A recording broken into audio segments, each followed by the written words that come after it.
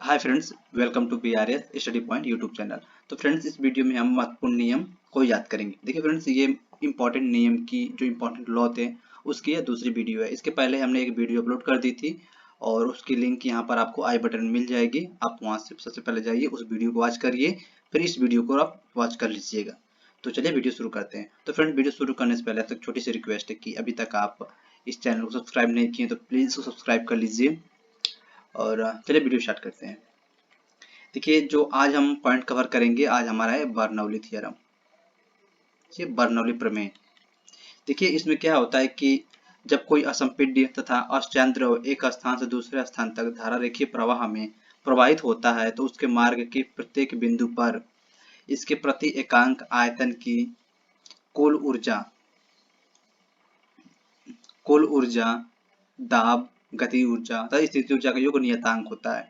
तो चलिए अब इसको हम समझते हैं। तो हो गई इसकी डिफिनीशन। इसमें मतलब क्या है इसका कि जो ये बर्नौली थ्योरम होता है, इसमें जो कुल ऊर्जा होती है, कुल ऊर्जा का योग नियत होता है।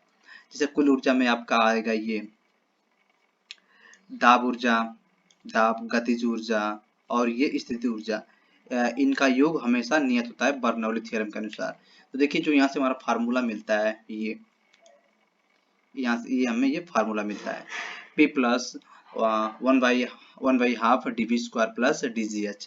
देखिए, जो ये हो गया यहाँ पर, ये हो गया P यानी कि दाब हो गया, और ये फार्मूला हो गया गतिज ऊर्जा का हो गया, और ये हो गया स्थिति ऊर्जा का ये फार्मूला हो गया, और इन सब का योग एक नियतांक होता है। ये बर्नौली थ्योरम का मतलब यही होता है कि बर्नौली थ्योरम में कोई जैसे कि कोई असंपीड्य जो अशांत द्रव होता है, उसकी कुल ऊर्जा का योग हमेशा नियत होता है। ये तो हो गया हमारा बर्नौली थ्योरम।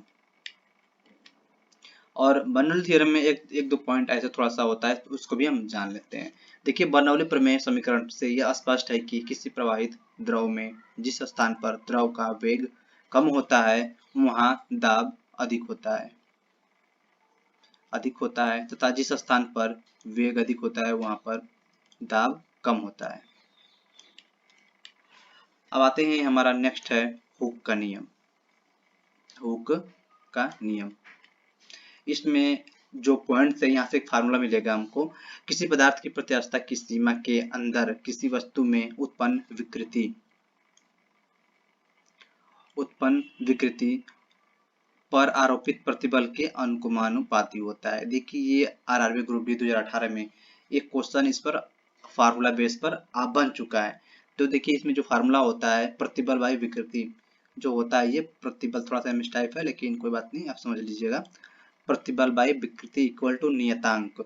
जो ये नियतांक है इसको प्रत्यास्थता गुणांक कहते हैं। जो नियतांक है इसको प्रत्यास्थता गुणांक कहते हैं।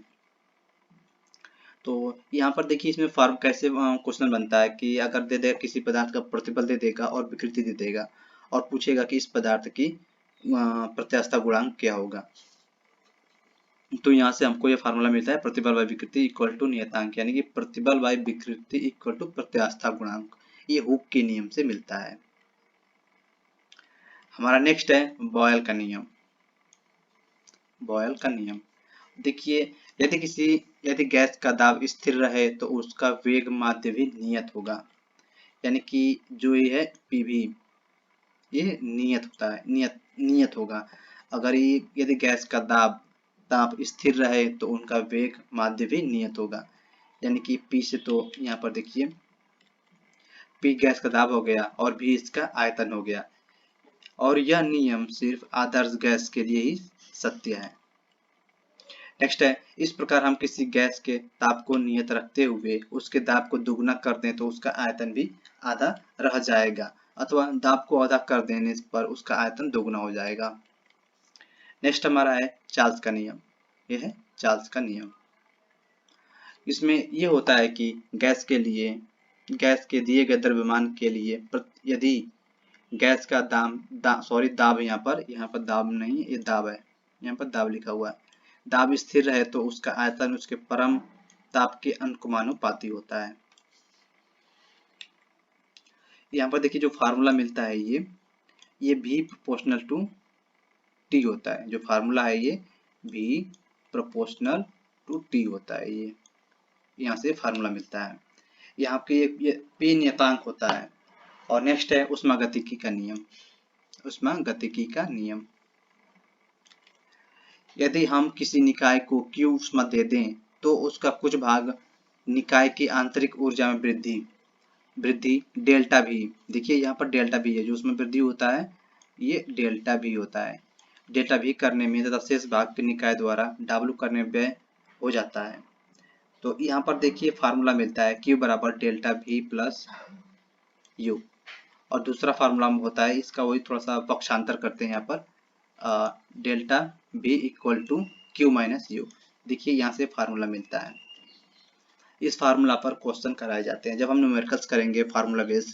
जो मैंने बताया है कि आपको 50 इंपॉर्टेंट फार्मूला कराऊंगा, उसमें हम इन फार्मूला को याद करेंगे और इस पर कैसे क्वेश्चन बनते हैं उसको भी हम क्वेश्चन सॉल्व करेंगे। ऊष्मागतिकी का प्रथम निकाय ऊर्जा संरक्षण का ही एक रूप है, परंतु व्यवहार में यह देखा जाता है कि कार्य को पूर्णतः ऊष्मा में परिवर्तित किया जा सकता है, किंतु ऊष्मा को पूर्णतः कार्य में परिवर्तित नहीं किया जा सकता है।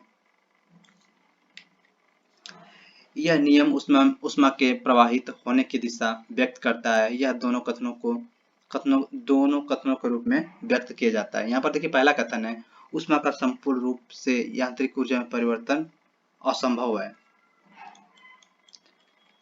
ऊष्मा का ताप की वस्तु से अधिक ताप की वस्तु की ओर प्रभावित नहीं हो सकती जब तक कि ऊर्जा के लिए वायु स्रोत उपयोग न किया जाए। नेक्स्ट है न्यूटन का शीतलन नियम।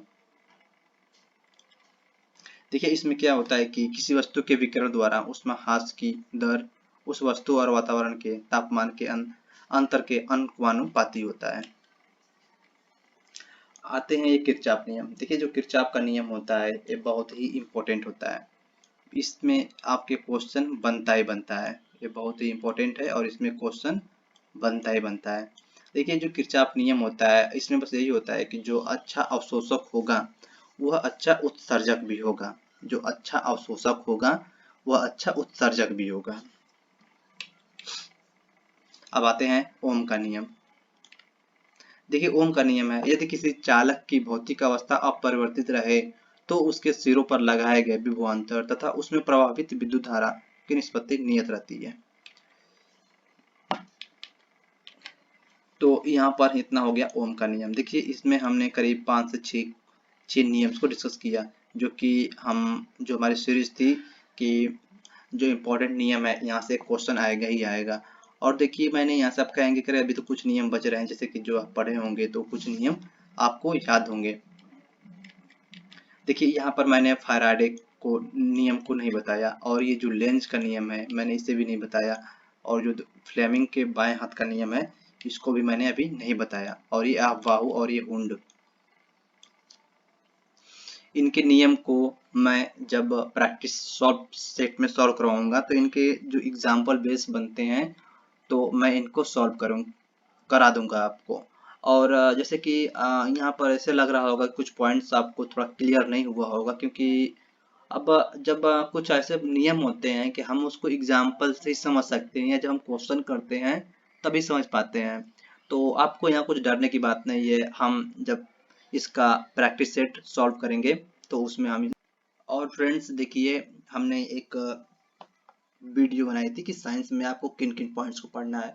अब देखिए साइंस पढ़ने का मतलब ये नहीं हो गया कि आप बुक लेकर रटें बैठकर, ऐसा नहीं होता। इस तरह तो आप सिलेबस भी नहीं, पूरा सिलेबस से समाप्त भी नहीं होगा। तो यहाँ पर मैंने प्रीवियस ईयर को पूरा एनालिसिस किया है, और मुझे फिर बता रहा हूँ आपको, मुझे स्पीडी की जो बुक आती है साइंस की, वो बुक मुझे पूरी की पूरी याद है। तो ये सब इतना एनालिसिस और पढ़ने के बाद ही मैंने देखा कि इतने पॉइंट्स थे, बस क्वेश्चन उठाए गए हैं। तो मैंने उन्हीं पॉइंट्स को आपको पूरा ऐसे रटवा रहा हूँ कि आप उनको रट कर 25 में 25 ला देंगे, ये मेरा यकीन है। और मैं आपको उन पॉइंट्स को इस तरह पूरा प्रोवाइड करा दूंगा कि आप उन पॉइंट्स को एक बार रट लीजिए, याद कर लिए, कुछ भी कर लीजिए, लेकिन जब आपको एग्जाम देने जाना होगा तो इन पॉइंट्स को आपको याद होने ही चाहिए। तो आप यहाँ से 25 में 25 साइंस में ला देंगे। तो फ्रेंड्स आई थिंक आपको ये वीडियो पसंद आई होगी। वीडियो पसंद आई होगी तो वीडियो लाइक करिएगा और चैनल सब्सक्राइब जरूर करिएगा। और जो हमारी अगली वीडियो होगी उसमें प्रमुख धातु जो अयस्क होते हैं उनको याद करेंगे। देखिए धातु अयस्क एक क्वेश्चन बनता ही बनता है, तो जो हमारी नेक्स्ट वीडियो होगी उसमें हम धातु अयस्कों को पढ़ेंगे। तो चलिए मिलते हैं अगली वीडियो में, तब तक के लिए जय हिंद, वंदे मातरम।